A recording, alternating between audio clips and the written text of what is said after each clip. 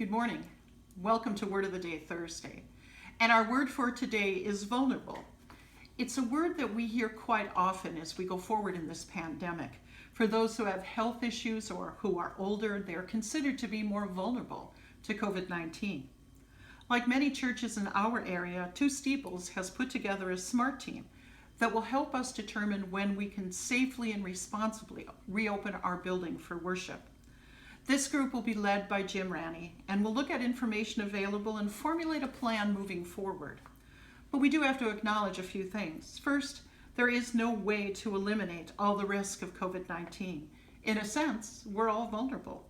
But we can do things to mitigate the risks, such as wearing masks and socially distancing in the sanctuary. Second, it will not look like church as usual. We won't be able to shake hands or hug or share a cup of coffee. No singing, no group prayers.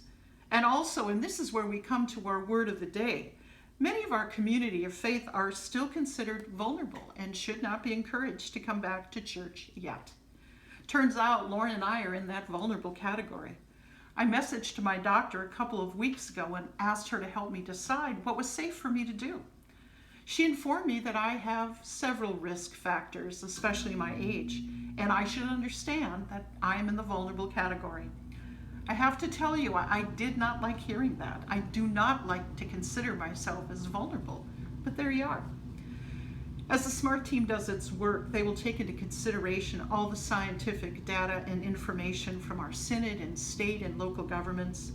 They'll also consider those of us who are vulnerable. As we've sheltered at home, we've learned new ways to reach out to each other and to be church. We've used our Facebook page and our website to share videos and Bible studies and Sunday devotions.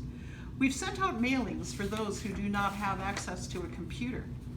As we move forward, those ways of reaching out will not go away. Once we open the doors for worship, we may continue to be a church where gathering is so very different than it has been before. And for those of us who are vulnerable, we may have to continue to be a part of the community of faith in other ways. Two Steeples will be getting regular updates from our SMART team as they do their work. Please keep them in your prayers. Each community of faith is made up of such a wonderful variety of people. Each of us is valued and loved, and each of us will remain a vital part of our church community. While many things about church will look different, one thing will never change. We are God's church, and we will continue to be the church, whether or not we worship in our buildings or in our homes.